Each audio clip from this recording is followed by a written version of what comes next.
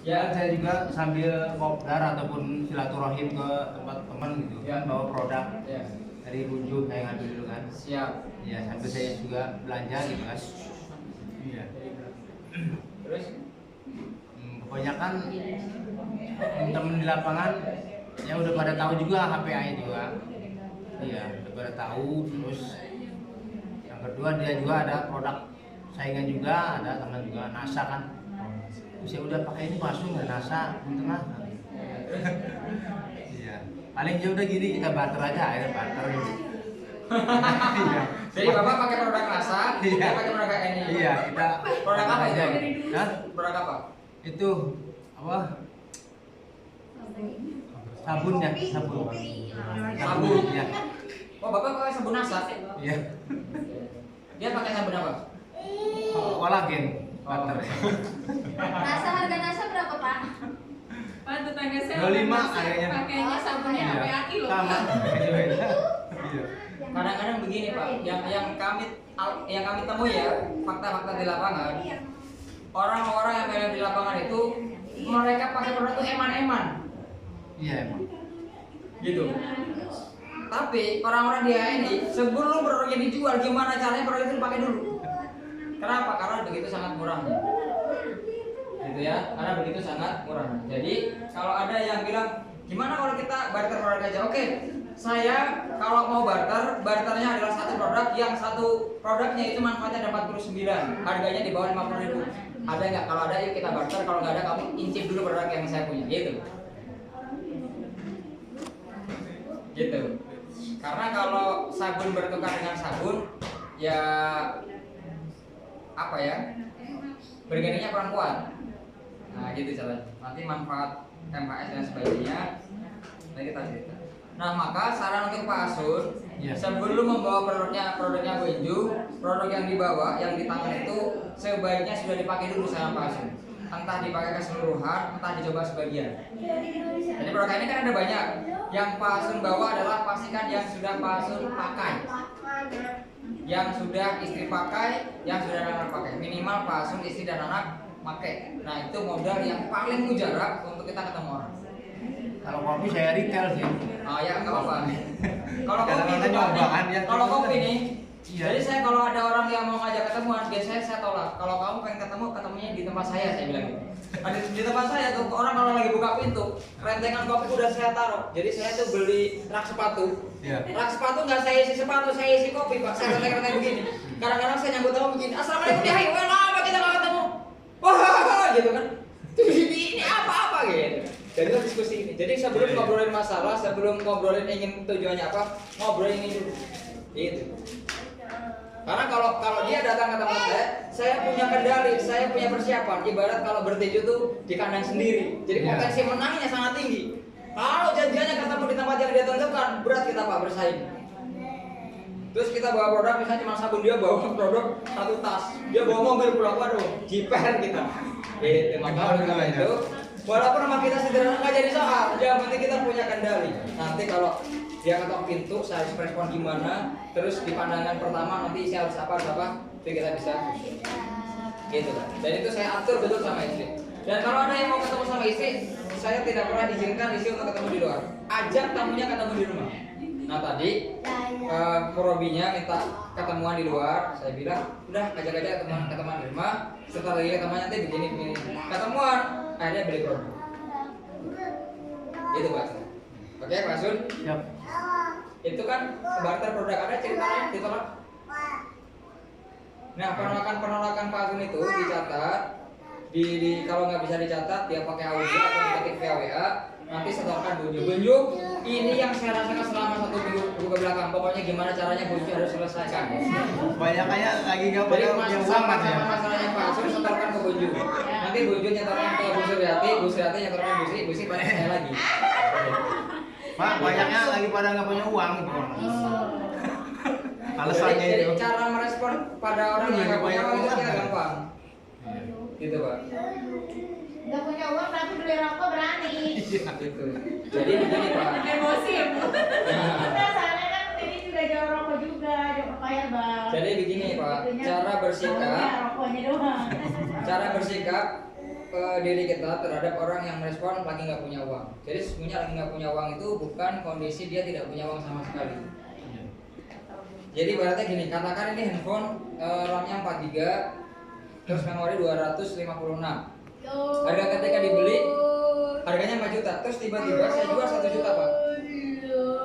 Harganya saya jual 1 juta lengkap, dan kemudian ketika orang ngecek di internet harga secondnya 2,5 juta. Saya jual 1 juta. Orang itu awalnya nggak punya uang, tapi begitu di searching mereknya, tipenya, harga barunya, harga secondnya dengan harga yang saya tawarkan, mendadak Pak, yang tadinya handphone ini harganya 4 juta, terus harga secondnya 2,5 juta, tiba-tiba saya jual 1 juta. Orang tuh yang tadinya nggak punya duit bisa Faisal mendadak jadi punya duit. Betul Bu? Betul. Jadi duit itu bukan seberapa yang ditotong, bukan, tapi seberapa banyak yang bisa dihasilkan dari pikirannya. Gitu. Jadi maka ketika ada orang yang merespon, waduh lagi nggak punya duit, justru itu Pak, karena Bapak lagi nggak punya duit, ini langkah tepat untuk Bapak yang nggak punya duit supaya menjaga kesehatannya minimal berawal daripada pakai MHS. Gitu. Karena untuk Bapak bisa punya MHS tidak perlu gadai BPKB motor, tidak perlu juga jual cincin emas istri ketika akad nikah, juga tidak perlu jual sertifikat rumah. Karena MHS ini harganya, sebelum kita bahas harga, kita bahas manfaat. Karena MHS ini satu botol manfaatnya ada 49 manfaat, harganya hanya 45.000. Mas itu minyak bubut itu kan? Minyak bubut. Bapak gabung bulan apa sih Pak? Katanya ngaku baru kemarin.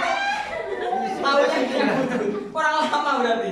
Iya, kalau produknya orang udah lama pakainya ya Pak. Jadi yang dulu itu istrinya aja, nah baru bulan kemarin tuh ngegayungnya susah banget. Bubut ya. Ini Pak ya. Apa itu Bu? Nah sekarang namanya minyak bubut.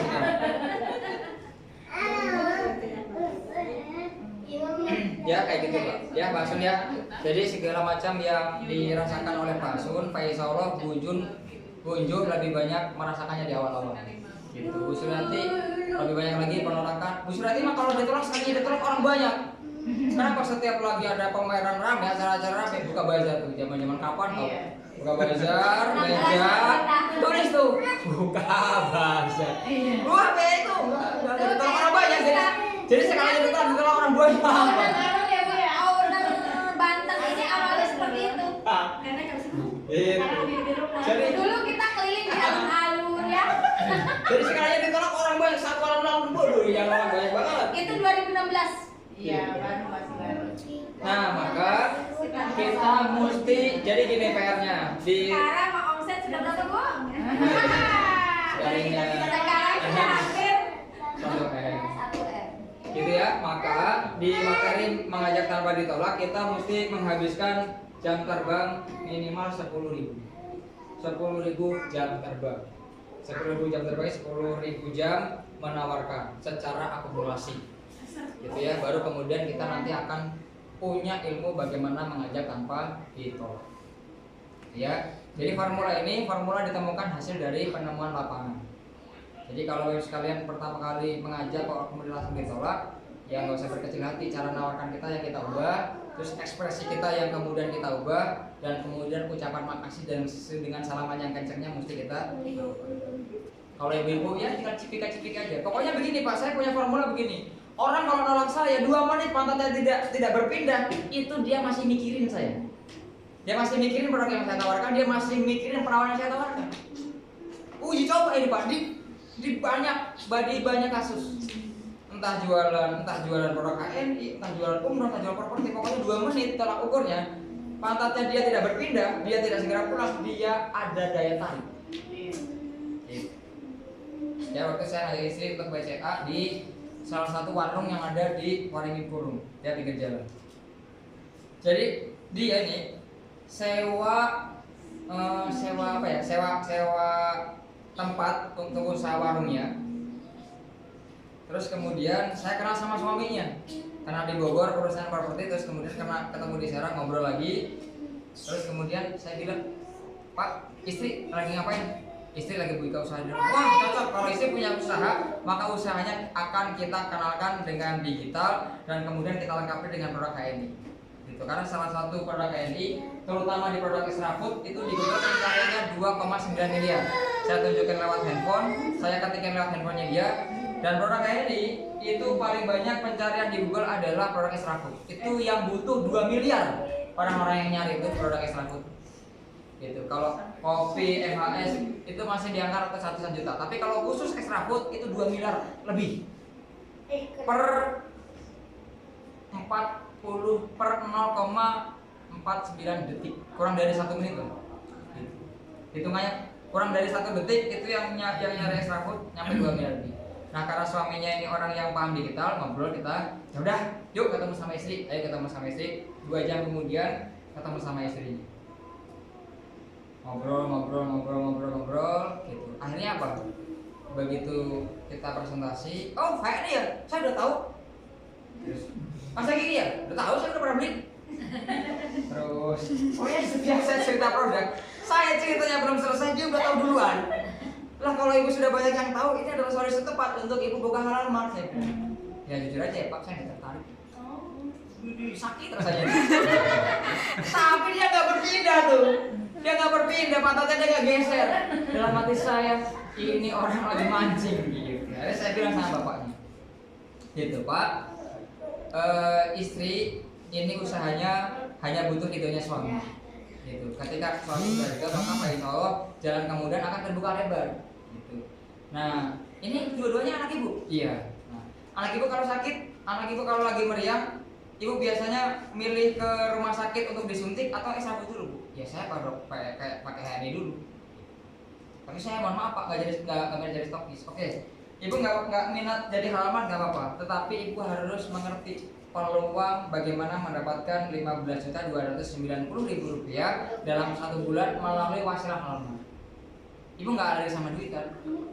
Nggak mungkin dia ada sama duit karena dia buka warung di situ kan. Ceritalah, buka presentasi lah halal mart.